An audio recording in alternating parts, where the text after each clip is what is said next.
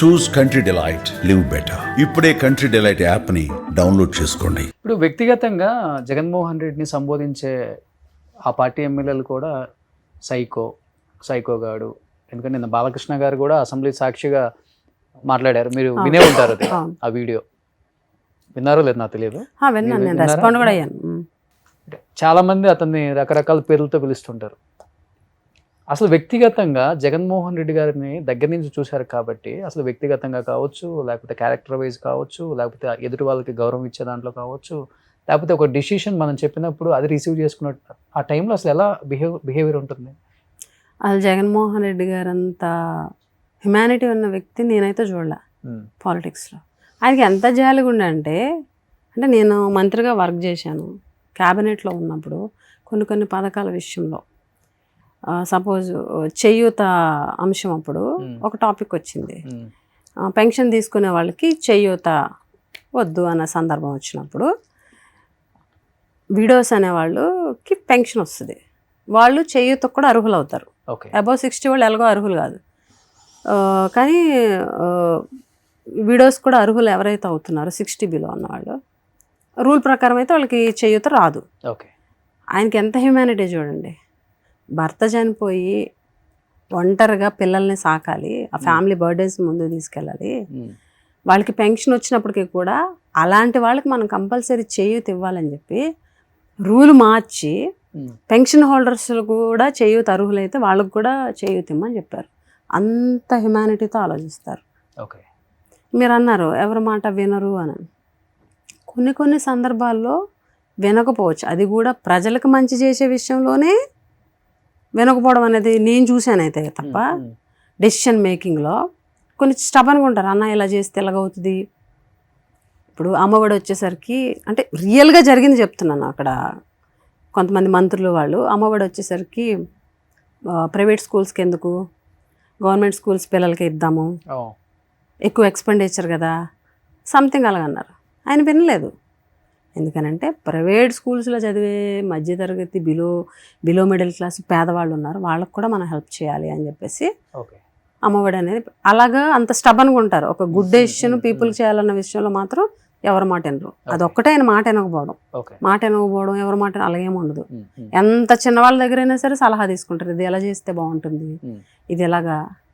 మరి ఎందుకు బాలకృష్ణ గారు అంత పెద్ద స్టేట్మెంట్ ఇచ్చారు? అసలు బాలకృష్ణ గారు ఒక గౌరవ శాసనసభ్యుడని మర్చిపోయారు, అదొక గౌరవ శాసనసభ అన్నది మర్చిపోయి ఇష్టం వచ్చినట్టు జగన్ గారిని హేళన చేస్తూ మాట్లాడుతూ, జగన్ గారి వ్యక్తిత్వ హననం చేస్తూ, చిరంజీవి గారిని కూడా అవమానిస్తూ అని మాట్లాడారు.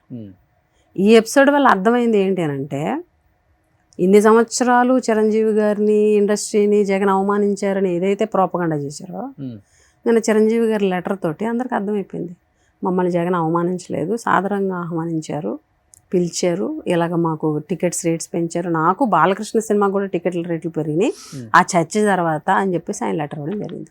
ఇది వాళ్ళకి చంపబెట్టే కదా, పవన్ కళ్యాణ్ గారికి కూడా చంపబెట్టింది. అసలు బాలకృష్ణ గారు ఆయన ఒక గౌరవ శాసనసభ్యుడు అండి, ఆయన కాన్స్టిట్యున్సీ సమస్యలు ఏ రోజు చెప్పలే, ప్రజా సమస్యలు ఏ రోజు మాట్లాడలే. నిజంగానే రాజశేఖర రెడ్డి గారు ఆ రోజు రాజకీయాలు ఆలోచించుంటే ఈయనకి హెల్ప్ చేయకపోతే ఈరోజు వచ్చి అసెంబ్లీలో మాట్లాడేవారైనా. ఆయన రాజకీయం ఆలోచించకుండా ఆ రోజు ఆయన హెల్ప్ చేశారు కాబట్టి ఈరోజు అసెంబ్లీలో ఎంత ఇదిగా మాట్లాడగలుగుతున్నారు. ఒక గౌరవప్రదమైనటువంటి పొజిషన్లో ఉండి ఒక మాజీ ముఖ్యమంత్రిని పట్టుకొని సభలో లేని వ్యక్తి గురించి అలా సైకోని మాట్లాడే ఎంతవరకు కరెక్ట్? అదే మీకు చెప్తున్నాం కదా, టీడీపీ వాళ్ళు ఎంతసేపు ఏంటంటే ఒక ట్యాగ్ ఒకళ్ళు తగిలించేస్తారు. ఇంకా కింది స్థాయి నుంచి పై స్థాయి చంద్రబాబు నాయుడు గారి వరకు ఇంకా అదే ట్యాగ్. ఒక వ్యక్తిని బ్యాట్ చేయాలంటే ఒకటే పాయింట్. ఫ్రెండ్స్ ఎవరు లేరండి మీ జిల్లా వాళ్ళు కావచ్చు, పక్క జిల్లా? జనరల్గా 2024 ఎలక్షన్ ముందు వరకు టీడీపీ వైసీపీ అన్నది లేకుండా ఎమ్మెల్యేలను కానీ ఎక్స్ఎమ్మెల్యేలను కానీ మేము చాలా ఫ్రెండ్లీగా ఉండేవాళ్ళం. ఎవరు మీకు ఫ్రెండ్స్ అంటే మంచి ఫ్రెండ్స్ ఆ పార్టీలో? అందరితోటి బాగుండేవాళ్ళం. 2014 to 2019 అప్పుడు చైర్పర్సన్ స్వాతి రాణి గారు అవ్వచ్చు, అప్పుడు గీత గారు అవ్వచ్చు, ఇదే సంజయ్ రాణి గారు అవ్వచ్చు, కోళ్ళ లలిత్ కుమార్ గారు అవ్వచ్చు, కే నాయుడు గారు అవ్వచ్చు, ద్వారపురెడ్డి జగదీష్ గారు అవ్వచ్చు, వీళ్ళ మేమందరం అపోజిషను. వాళ్ళు టీడీపీ, మేము వాళ్ళు అధికారంలో ఉన్నారు, మేము అపోజిషన్లో ఉన్నాం. అప్పుడు ఆ మీటింగ్స్ వరకు మేము అడగాల్సిన వాళ్ళు సమాధానం చెప్పారు. అయిపోయిన తర్వాత చక్కగా షేక్ హ్యాండ్ ఇచ్చుకొని మాట్లాడుకునే వాళ్ళము. ఫంక్షన్స్ వాళ్ళ ఫంక్షన్కి పిలిస్తే మేము వెళ్ళేవాళ్ళం, మేము పిలిస్తే వాళ్ళు వచ్చేవారు. అంత క్లోజ్ రిలేషన్ ఉండేది. Hmm. ఇదే గుమ్మడి సంజయ్ రాణి గారు మేమిద్దరం చాలా క్లోజ్ ఒకప్పుడు. ఓకే. ఇప్పుడు ఎంత రైవలరీ అంటే అసలు ఏంటి వైసీపీ వాళ్ళతో మాట్లాడితే ఏమైపోద్దో అన్న మెసేజ్ వాళ్ళ పార్టీలో ఉంది. ఓకే. అందుకని మొహాలు చూపించడానికి ఇదెవరు, ఏది పడితే అది మాట్లాడడం. ఇప్పుడు రైవలరీ పీక్స్కి వెళ్ళిపోయింది అనమాట. పర్సనల్ మెసేజ్ అని పెట్టుకుంటారు కదా, అసలు అవి కూడా లేవు. అంటే అంత ఘోరంగా వాళ్ళ పార్టీలో ఉన్నటువంటి మరి అధిష్టానం నుంచి ఏం సిగ్నల్స్ వస్తున్నాయి కానీ ఓకే. ఇంకా పార్టీస్ ఫంక్షన్స్ పిలుచుకోవడం, ఎదురు పడితే ఇది అవ్వడం. హోంమంత్రి అనిత గారు మీరు మంచి ఫ్రెండ్ అనా? నాకు ఫస్ట్ అధికారంలో ఉన్నప్పుడు కూడా మీరు? ఆవిడతో అంత పరిచయం లేదు, ఆవిడతో ఎప్పుడు మాట్లాడలేదు కూడా. ఓకే. అప్పుడు 14 to 19 కూడా లేదు. ఆ తర్వాత ఎలాగ ఆవిడ ఓడిపోయారు, మేము అధికారంలో అప్పుడు లేదు, ఎప్పుడు లేదు. సంజయ్ రాణి గారు అంటే మా జిల్లా కాబట్టి ఆవిడతోటి ఫస్ట్ చాలా ఇదిగా ఉండేది. ఇప్పుడు ఆవిడ అధికారంలోకి వచ్చిన తర్వాత నోటు దురుసుతో మాట్లాడడం, జగన్ గారిని అంటే మేము కూడా ఖచ్చితంగా మా నాయకుడిని అంటే మేము ఎందుకు వదులుతాము, గట్టి కౌంటర్ ఇస్తున్నాం మేము కూడా. సో ఎలక్షన్స్ తర్వాత ఆ ఫ్రెండ్షిప్ కూడా అందరితో కట్ అయిపోయింది అనమాట. కట్ అవడం కదా, వాళ్ళని బట్టి. ఓకే. వాళ్ళు చాలా దారుణంగా ఉన్నారు. టీడీపీ వాళ్ళ మైండ్ సెట్, వైసీపీ వాళ్ళు అంటే ఏదో మేమేదో, అసలు మేము అధికారంలో ఉన్నప్పుడు అసలు టీడీపీని ఏ రోజు టార్గెట్ చేయలే.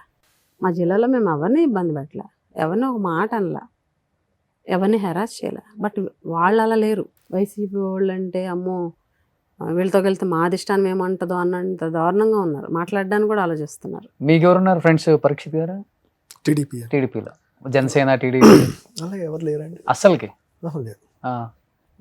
మీ బేస్ ఉంది కదా, మీ ఫ్యామిలీ ఫస్ట్ నుంచి రూట్స్ కూడా. ఎవరితో మనకి పెద్దగా ఫ్రెండ్షిప్ అని ఏం లేదు. అందరితో మామూలుగా పలకరించుతాం కదా, ఎవరైనా కనిపిస్తే పలకరించడమే తప్ప ఫ్రెండ్షిప్ అనేది ఏం లేదండి. సో హైదరాబాద్ అంటే ఇయర్లీ ఒక్కసారి వస్తారేమో? అంతే, ఒక ట్వైస్ అలా వస్తాం. ఓకే. మాక్సిమం 1-2 సార్లు. ఫస్ట్ ఆఫ్ ఆల్ థ్యాంక్స్, రాగానే మీ ఇంటర్వ్యూ గురించి హైదరాబాద్ వచ్చామన్నారు. Yes, correct. అంతే. సో దసరా కాబట్టి అందరూ చూసి ఎంజాయ్ చేస్తారు. ఆయన 2 months బ్యాక్ మెసేజ్ పెట్టాను, పెడితే పాపకి హాలిడేస్ అయితేనే మాకు హాలిడేస్ కదా బయటకు వెళ్ళడానికి. అందుకు దసరా చూస్ చేసుకుని ఇప్పుడు వచ్చాం. ఓకే. అందుకే మీకు 2 months తర్వాత అని చెప్పింది. అందుకే థ్యాంక్ యూ. మీకు కూడా చాలా థ్యాంక్ యూ. అయ్యో, అంటే ఇప్పటి వరకు ఏ ఇంటర్వ్యూలో కూడా మేము షేర్ చేసుకొని ఆవిడ షాక్ అయ్యి ఉంటారు, నేను ఎన్నెన్నో విషయాలు చెప్పాను కదా. అంటే మనకి ఇష్టమైన వాళ్ళు ఎదురున్నప్పుడే షేర్ చేసుకోగలం కదా. చాలా బాగా అనిపించింది. అంటే ఫ్యామిలీ ఇంటర్వ్యూ ఇప్పుడు పాలిటిక్స్ సీరియస్ అగ్రెషన్ మూడ్లో మాట్లాడడమే కదా అన్ని ఇంటర్వ్యూస్లో గట్టాను. బట్ ఇది కొంచెం సాఫ్ట్గా ఫ్యామిలీ ఇంటర్వ్యూ, అది 2 mix. చూస్తుంటారు నావే అప్పుడప్పుడు? మీ ఇంటర్వ్యూస్ నేను చాలా చూశాను. ఓకే. నాకు బాగా నచ్చింది పాకీజా గారిది. మీరు పాకీజా గారే కాదు, ఇంకా చాలా మంది యాక్టర్స్ ఇంటికి వెళ్ళి మీరు ఇచ్చేయడం, అది మళ్ళీ లైమ్ లైట్లోకి వచ్చి చాలా మంది వాళ్ళకి హెల్ప్ చేయడం, అది నాకు బాగా అనిపించింది. అందుకే మీరని చెప్పగానే వెంటనే ఓకే, జనరల్గా ఇంటర్వ్యూస్ కంటే దూరం ఉంటాను నేను. ఆమోద ముద్ర. ఫోన్లే, నాకు ఇంట్లో ఉన్న మగవాళ్ళ కన్నా ఆడవాళ్ళ ఫ్యాన్స్ ఎక్కువ. అంటే జనరల్ గా హ్యుమానిటీ కనెక్ట్ అవుతారు ఎవరైనా. దాన్ని ఎలాగ టర్న్ అవుట్ చేస్తారో మనకు తెలియదు కదండి. ఇప్పుడు ఏంటంటే వ్యూవర్స్ కూడా ఎక్కువ నెగటివ్ కి ఎక్కువ ప్రయారిటీ అంటే అట్రాక్ట్ అవుతున్నారు. దీనికోసం ఇంకా నెగటివ్ ఎక్కువ ప్రింట్ అవుతుంది. మనం ఒక ఉద్దేశంతో వెళ్తాము, అది డిఫరెంట్ గా వెళ్ళింది అనుకోండి, వి డోంట్ వాంట్ దట్. ప్రశాంతంగా ఉండాలి, లైఫ్ అలా సాఫీగా వెళ్ళిపోవాలి, ఎవరికి ఇబ్బంది కూడా మనం ఎవరిని ఇబ్బంది పెట్టకూడదు. హ్యాపీగా వెళ్ళిపోవడం కావాలి కానీ, ప్రశాంతంగా కావాలి కానీ, అట్లీస్ట్ హ్యాపీ లేకపోయినా ప్రశాంతంగా పీస్ స్ట్రైట్ గా అలా వెళ్ళిపోతే చాలు. వెళ్ళిపోయిందా? ఇప్పుడు 2 hours అయిందంట. ఇప్పుడే చూసా, షాక్ అవుతున్నా నేను. ఇంకా 40-50 minutes అయ్యిందంట. సో అదే ఆ చాలా ఫ్రెండ్లీగా అయింది. సో నిజంగా first of all thank you అండి. Thank you so much accept చేసి హైదరాబాద్ దాకా వచ్చారు. అండ్ అందరికి కూడా ముందుగా దసరా శుభాకాంక్షలు. ఈ కపుల్ ఇంటర్వ్యూ అయితే చాలా చాలా ఎంజాయ్ చేస్తారు. ఈ కపుల్ మీరు ఇంతవరకు ఏ ఛానల్ కూడా వెళ్ళలేదు కదా? స్టూడియోకి వెళ్ళలేదు, ఫస్ట్ టైం. థ్యాంక్ యూ, దానికి థ్యాంక్స్. సో మా ప్రపంచంలో తీసుకొచ్చాం, కలర్ఫుల్ ప్రపంచంలోకి. సో అందరికి కలర్ఫుల్ లైఫ్ ఉండాలి. కానీ ఏంటంటే రాజకీయం బిజీ, ఏం చూడలేము, ఏం చేయలేము, మాట్లాడితే ఏమవుతుందో, అధికారంలో ఉన్నాము, ఇవన్నీ ఉంటాయి. ఒక టిక్ టాక్ వీడియోనే అంత వైరల్ అయిపోయింది కదా. సో ఈ ప్రపంచం కూడా జనం చూడాలి.